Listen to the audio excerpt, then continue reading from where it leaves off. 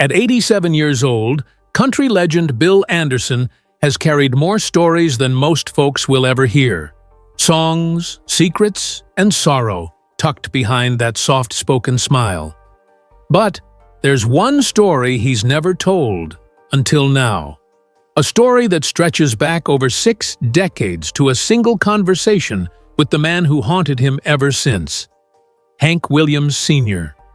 In a never-before-seen message, Bill reveals what Hank said to him that night. Words that nearly made him quit music forever. For years, fans wondered why Bill always hesitated to talk about Hank, why there was a shadow behind his tributes. Now, the truth is coming out. And it's not what anyone expected. Because behind one of the greatest country voices of all time was a warning, a wound, and a mystery Bill Anderson's been holding on to his entire life. Bill Anderson, known affectionately as Whisperin Bill, grew up in the quiet hum of South Carolina, born on November 1st, 1937. Long before the bright lights of Nashville found him, Bill was a soft-spoken dreamer who carried his words like weight. He wasn't a powerhouse singer, not in the traditional sense. His voice didn't soar. It slid, like honey on warm bread, smooth, slow, and deliberate. His songs weren't just hits. They were reflections of the world as he saw it. Tender, fragile, full of regret. But before Bill became one of the most decorated songwriters in country history, he was just a college kid writing poems between classes at the University of Georgia. He didn't set out to be a star. He wanted to be a sports writer. But fate, mixed with heartbreak and a dusty old guitar, had other plans. In the late 1950s, Bill penned City Lights, a sorrow-drenched ballad about loneliness in the glow of street lamps. Ray Price recorded it, and overnight, it shot to number 1. That song didn't just open doors, it blew them off the hinges. Bill moved to Nashville with one song to his name and a growing fire in his chest. But it wasn't fame that followed. It was pressure and ghosts. The deeper Bill walked into the country music world, the more he realized how haunted it was. At the Opry, legends came and went like shadows. Lefty, Hank, Patsy. Everyone was chasing something. Fame, money, escape. But nobody seemed to catch peace. That hit Bill early. He once said he was surrounded by talent so raw and intense, it felt like lightning would strike any time someone picked up a mic. But the biggest shadow, Hank Williams Sr. Hank had already died by the time Bill arrived in Nashville. But his presence never left the room. People still talked about him like he was alive. Not with reverence, but with fear. Stories floated around about Hank's temper, his demons, and his prophecy. It was rumored Hank had once looked a young singer dead in the eyes and said, "You won't last. This place will eat you." That story stuck with Bill. And then, one night, he heard that same thing, spoken directly to him. And that's where everything changed.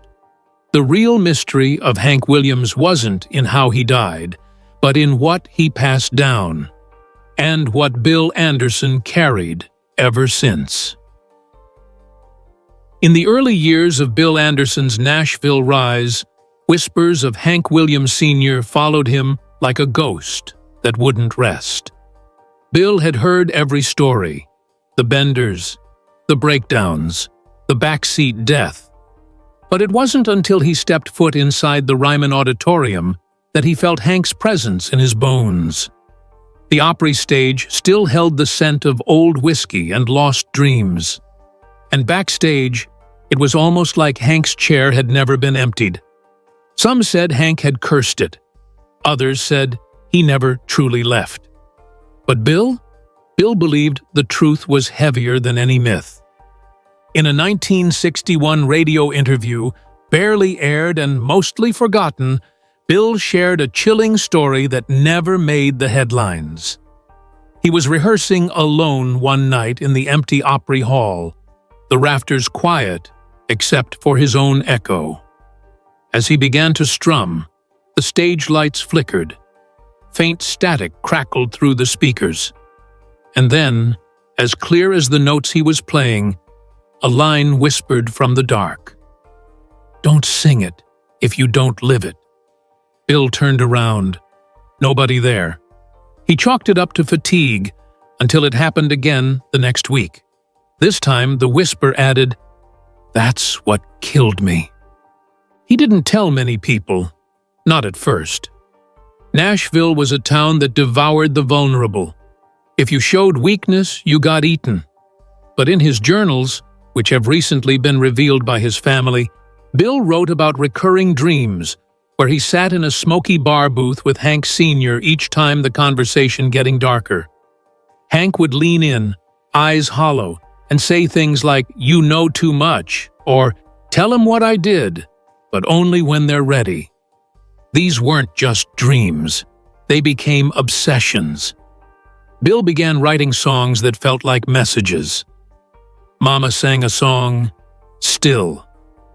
"The corner of my life," all drenched in longing, spiritual confusion, and the weight of unseen things. Some fans called him a sentimentalist. Others said he had the saddest voice in country music. But those close to him knew Bill was channeling something, or someone. By the mid-60s, Bill had earned his place among the Opry elite, but it didn't make him happier. His marriage was cracking. He was losing touch with his kids. Money came, but so did isolation. He'd stay late at the studio, alone with his guitar and his thoughts, scribbling verses he never showed anyone. He once told a producer, "Every time I sing, it feels like Hank's watching me from the balcony." And nobody laughed, because they all felt it too.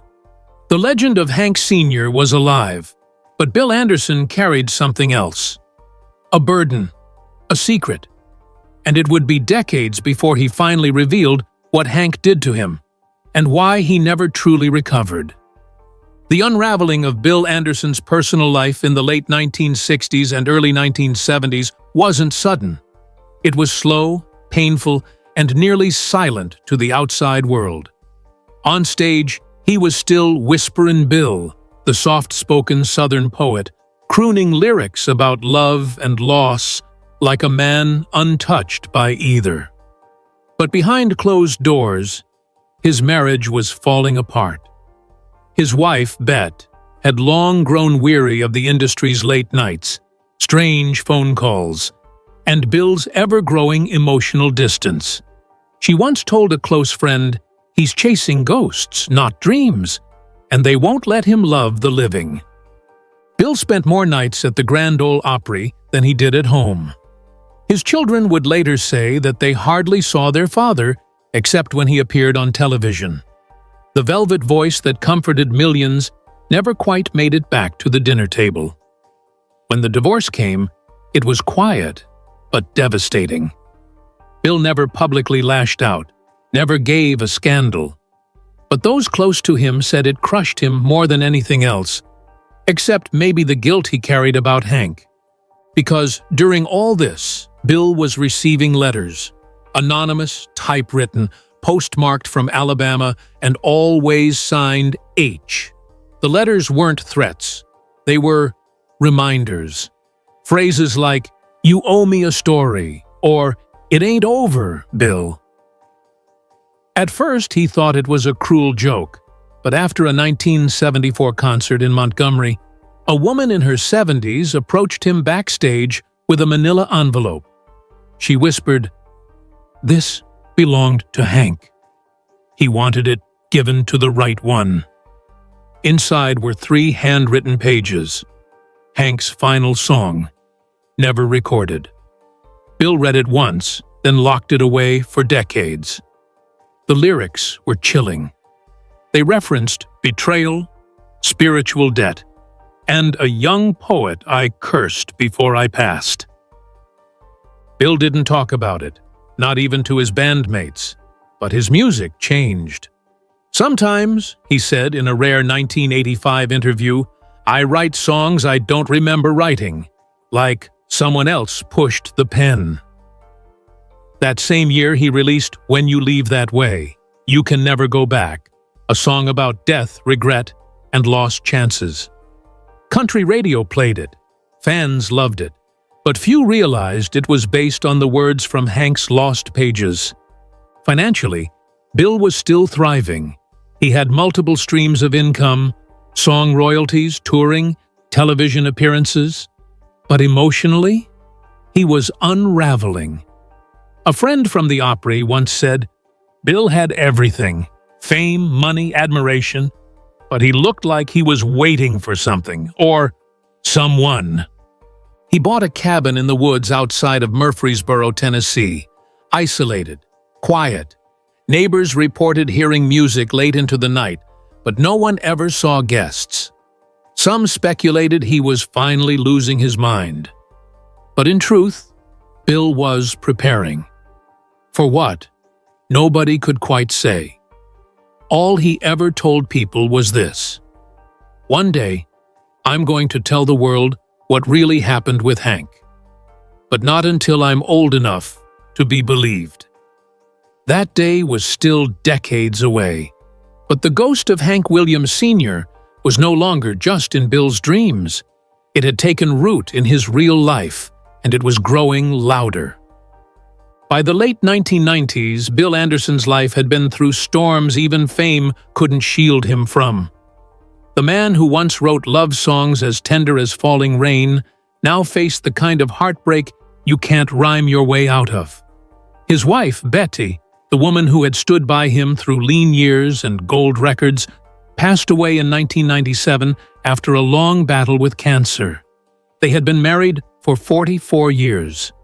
Losing her didn't just break Bill, it hollowed him out.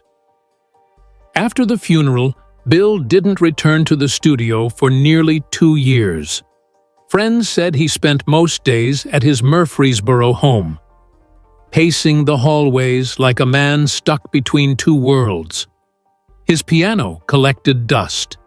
His journals stayed closed. The house, once filled with laughter and music, became a mausoleum of quiet. He was never the same, a close friend later revealed. You could see it in his eyes, like he was carrying more than just grief. And maybe he was, because during those silent years, Bill began talking about Hank again. Not in interviews, but in whispers to people he trusted. He'd mention a letter, old, yellowed, hidden away in a locked box, that Hank Williams Sr. wrote to him decades ago. A letter no one else had ever seen. A letter Bill claimed he sometimes read out loud in the middle of the night, like reciting a prayer he didn't understand. As he grieved, something strange happened.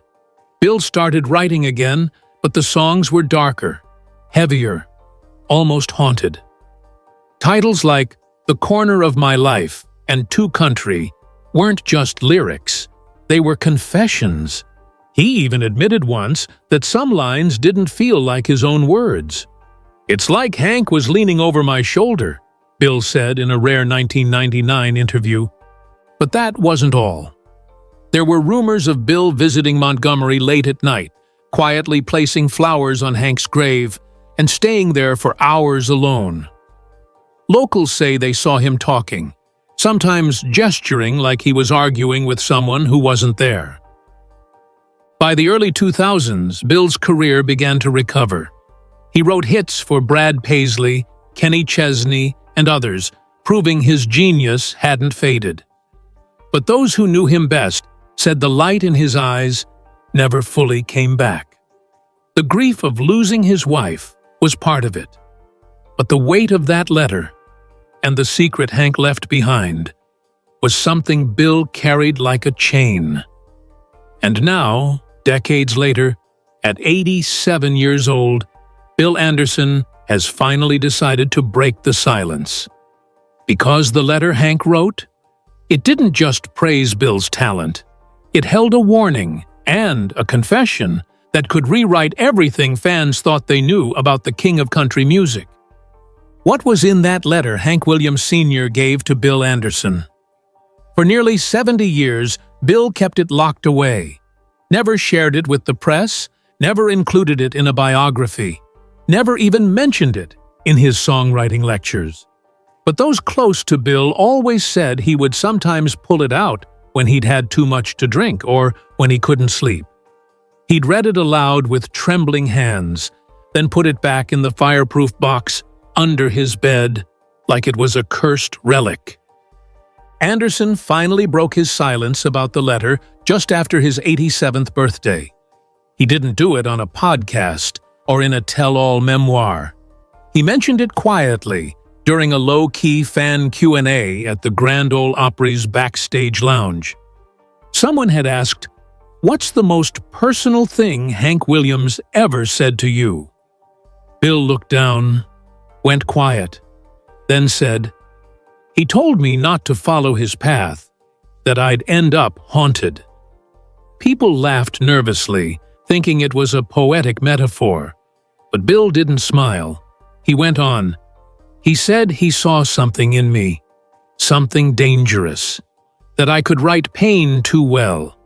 He said if I leaned too hard into that place, I'd never make it back." Bill then admitted Hank had confessed something darker in that letter, that he didn't believe he was going to live past 30, that the demons he put in his music were starting to follow him in real life. He wrote, "I feel like I'm already dead, and my body just hasn't figured it out yet." Bill said he was only 23 when he got that letter.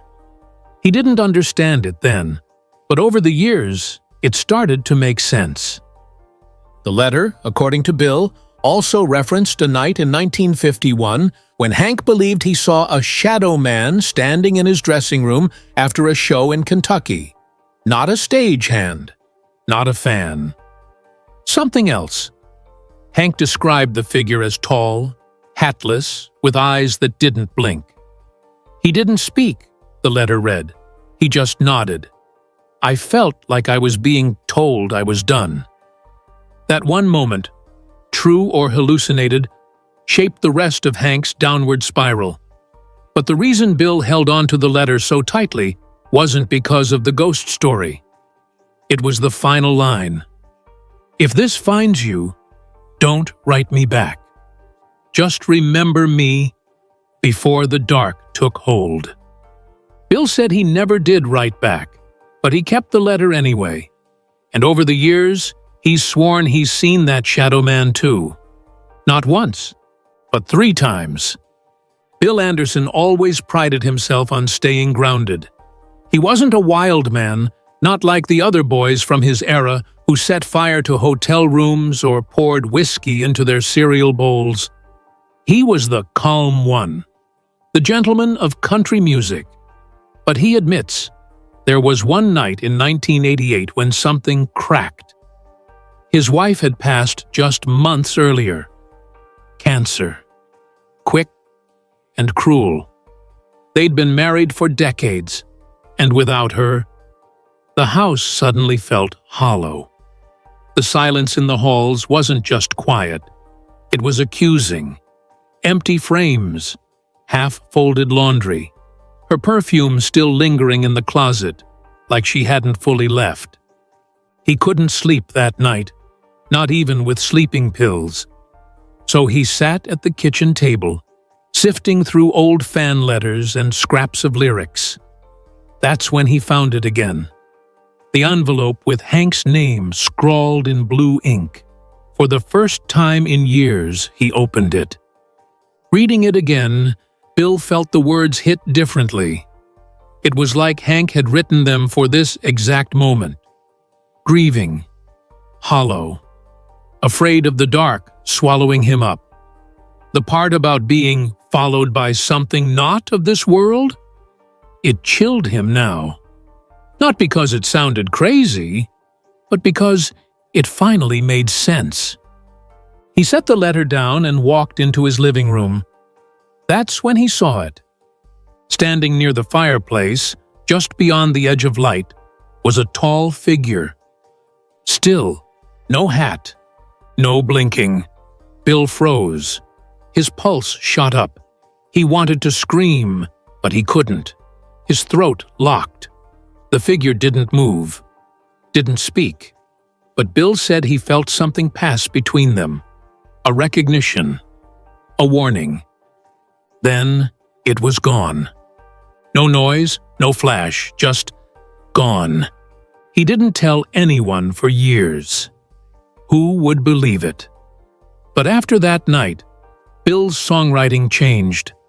He started writing more about loss, about ghosts, about how the past creeps back when you least expect it. Critics said he'd entered his haunted era. What they didn't know is he wasn't just writing metaphor, he was writing what he saw.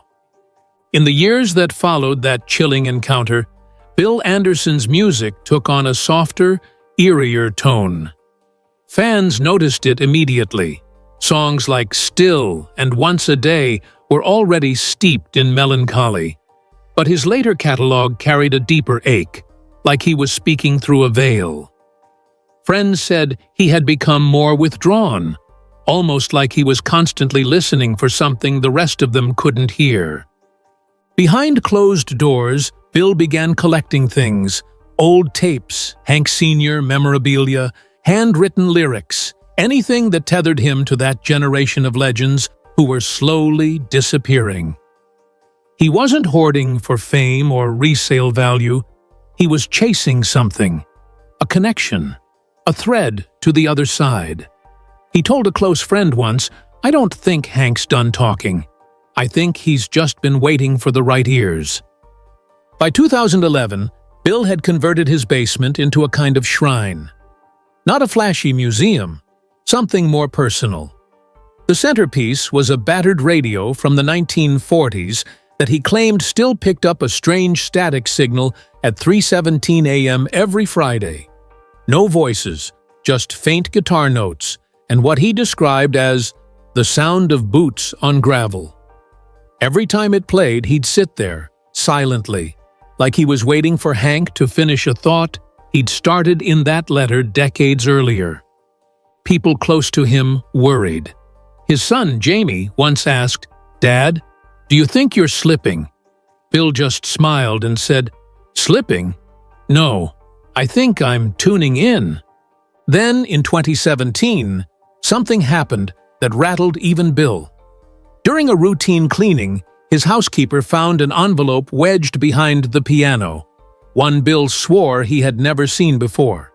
Inside was a faded photograph of Bill and Hank Williams taken backstage in 1952.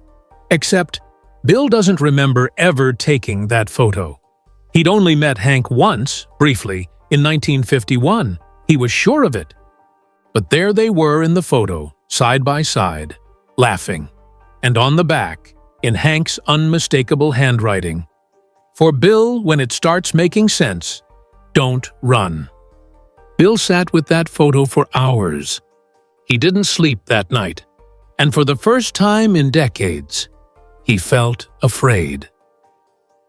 In 2023, a quiet rumor started circulating among country music insiders. It wasn't in the tabloids, it wasn't even online at first. It started backstage, in green rooms, whispered between aging session players and long-time producers, folks who'd been in the industry since the 50s. The rumor? That Bill Anderson was preparing to release something. Not a song, not an album. Something else. Something he'd been holding on to for over half a century. It was called the Hank Tapes. Nobody knew what was on them, only that they'd been recorded sometime in the 70s, after Bill had begun his obsession with Hank Williams's legacy. Some said it was just rambling demo recordings, a tribute album Bill never finished. Others swore it was more than that. One person, a sound engineer who once worked on Bill's early sessions, claimed the tapes were not music, but memories. He said Bill had captured something strange on them. Not lyrics, not guitar, but a presence. As buzz grew, Bill stayed silent. Until one night in December, he walked onto the Grand Ole Opry stage and paused longer than usual before speaking. "If you've ever heard a ghost whisper in your ear," he said, voice trembling, "you'll know what these next songs mean." Then he played a set of never-before-heard ballads, songs that sounded ancient and brand new all at once. Fans wept. One elderly audience member collapsed in tears and had to be helped out. Something was different. The music felt haunted, like it wasn't just coming from Bill, but through him. Backstage after the show, a reporter asked him if the Hank tapes were real. Bill didn't blink. He just said, "They were never mine to begin with." Weeks later, Bill announced his retirement from public life. He retreated to his home just outside of Nashville, the same home where the basement still held the dusty radio, the framed photo of Hank, and an old briefcase that nobody had ever seen him open. Then, in a quiet social media post on his birthday, Bill shared a single sentence. "Some songs aren't written, they're remembered." The post went viral.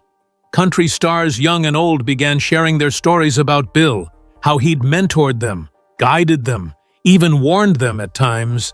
"Listen carefully when the room gets quiet," he used to say. "That's where the truth lives." Today, at 87, Bill Anderson doesn't give many interviews, but people still talk about him like he's part of some old magic. A living conduit between then and now. A man who saw something all those years ago in Hank Williams and never stopped listening for it. And whatever he heard, he took it with him.